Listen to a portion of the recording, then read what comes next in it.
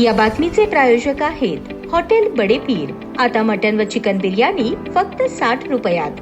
आमचा पत्ता Lakshmi market Vijapur waste आणि दुसरी शाखा मुस्लिम बादशाहपेठ सोलापूर।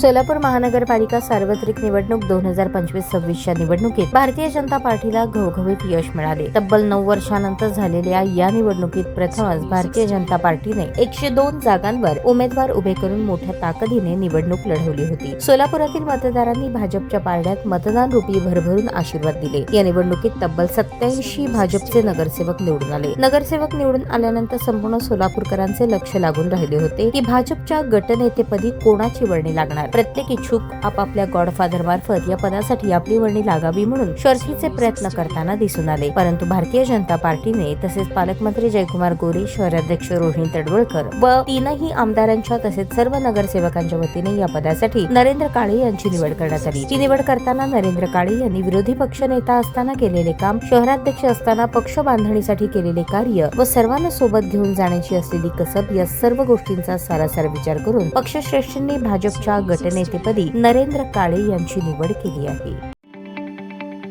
ताज्या बातम्या पाहण्यासाठी प्राईम महाराष्ट्र न्यूज चॅनलला सबस्क्राईब करा।